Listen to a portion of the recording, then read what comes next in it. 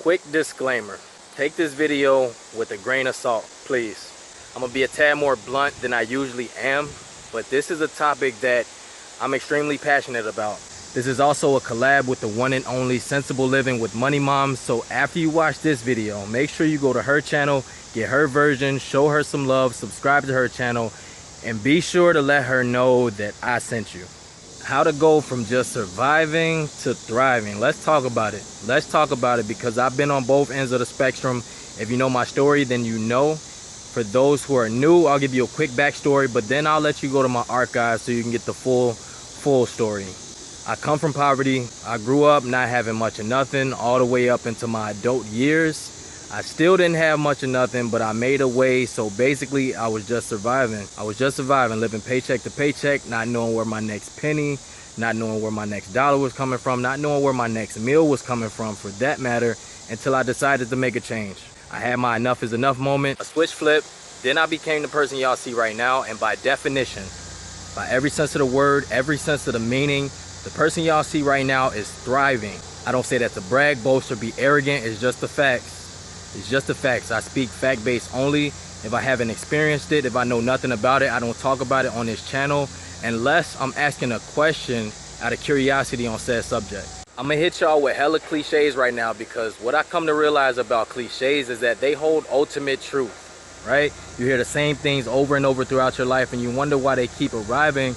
Is because they got a lot of truth to them. Now, cliches can also be debunked. I've debunked a couple cliches in my life and I'm proud of it. One, for instance, is you can't teach an old dog new tricks. Like what? I used to be an old dog, right? And then I learned this new trick on how to level up my life. I learned how to get out of debt. I learned how to budget. I learned how to save money. I learned how to invest. Those are all new tricks. All new tricks that I learned over the last 5 years. So the lie detector test determined that was a lie. But all jokes aside, I want to help as many people as I can with this video without taking too much of your time. So back to the cliches. How were you thinking about things? It's all mindset. We've heard that before. It's all mental. It's all mindset. The way you think. How are you thinking about things? What are you consuming in your brain? Optimism is a part of mindset. Optimism is something that I take pride in. I harness it. I hone in on it, and I make sure I keep it intact. Is the glass half empty or half full? Is it I can't do that, or is it how can I do that? It's all the way you think about things. If you think negative, there's a positive side to it. Make sure you think about the positive side. In the world we live in today with the internet and this amazing thing called Google, with the click of a button, you can literally search anything on Google and find 1,000,000,001 resources for anything you're looking for, whether it's motivation, inspiration, positivity, or knowledge on any subject you can think of. All you gotta do is search it and in seconds it's yours. That's what I did. When I wanted to get out of debt, I Googled how to get out of debt. Dave Ramsey popped up, yada, yada, yada. When I wanted to get inspired, I typed in inspiration. Eric Thomas popped up, and to this day, he's still one of my biggest inspirations. For that matter, Jim Rohn is another one that popped up. And speaking of Jim Rohn, let's talk about environment now. Where are you hanging? Who are you surrounding yourself with? Jim Rohn has a quote that says, you're the average of the 5 people you spend the most time with, and I've never heard more truer words, to be quite honest with you. So if there's 4 broke people around you, eventually you're going to be the 5th if you're not broke already.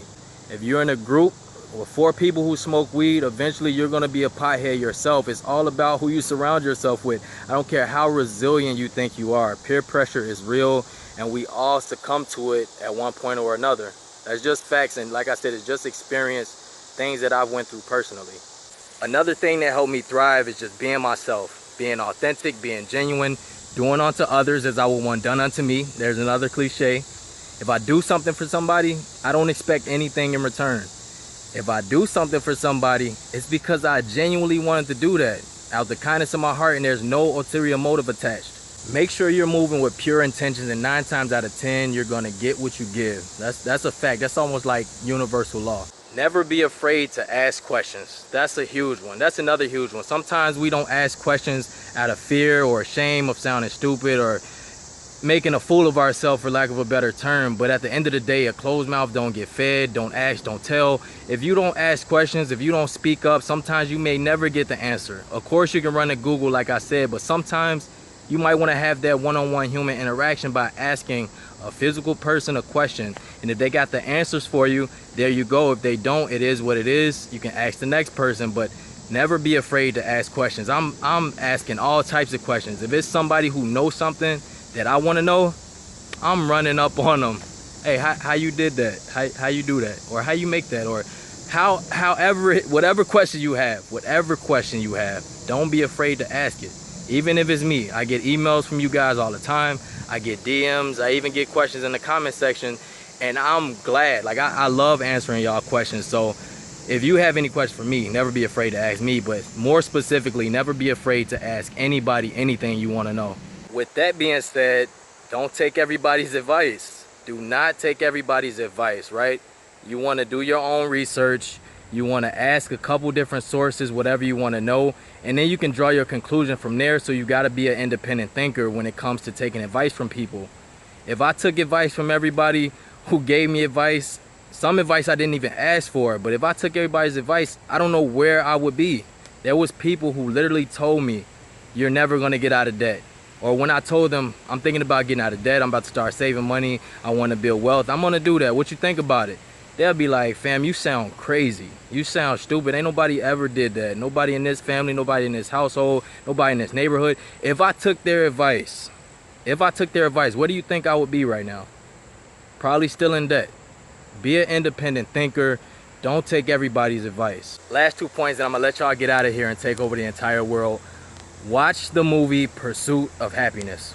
That's one of the best movies in the world, one of my favorite movies. I can't even count how many times I watched it, but that movie is great. It's a classic with Will Smith based on a true story, and one of my favorite scenes from that movie, when Chris Gardner played as Will Smith and his son was in the park shooting baskets, the son got excited, he made a bucket, he said, I'm going pro, I'm going pro. As soon as his son said that, Will Smith said, nah, you might want to put that dream on the back burner. Might want to put that on the back burner because I only got so far. I only made it this far. I was only this height, yada, yada, yada. Just completely discouraged his son. And son put the ball away, put his head down, started pouting. After that, Will Smith pulled up to his son like, hey, never let somebody tell you what you can't do. Not even me, all right? You got a dream, you got to protect it. People can't do something themselves. They want to tell you you can't do it. You want something? Go get it. Period. And when he said that, oh my God, I cried. No cap, I cried. I cried throughout that whole movie. It's just that real. But watch Pursuit of Happiness. And last but not least, the way you can truly thrive, like truly thrive, is by liking this video if you like it. Subscribe to my channel if you haven't. Like, what are you waiting for? Join the Q crew. I just came up with that actually. That's what I'm gonna call my subscribers. That's what I'm gonna call my tribe, the Q crew. So make sure you subscribe and join that. Lastly, go check out Sensible Living with Money Mom. This is a part of a collab we're doing, so go show her some love and let her know that Q sent you. I go by the name of Q, and like I always say, if Q can make it happen, you can make it happen. I'll holler at y'all next video. Peace. I know you're wondering why I'm out in nature, right? Why I'm out here in the pasture. First of all, I got kicked out. My girlfriend was on a conference call, and she was in the room where I usually post up, so I was like, you know what, I'm gonna go outside because I got to get this content off. So I'm out in nature, and believe it or not, this is crazy. This is my girlfriend's mom's backyard. She has 2 acres. 2 acres. I'm gonna show y'all this pasture, but I was just out here letting my thoughts flow freely so I can give y'all the best content possible without any distractions. Homemade fire pit. Get a look at this acreage, y'all. Look at this. Look at this. How serene is this? It goes behind, like I was behind the trees over there. This is crazy. This is crazy. If y'all made it this far, I know y'all some real ones. I'll holler at y'all next video. Peace.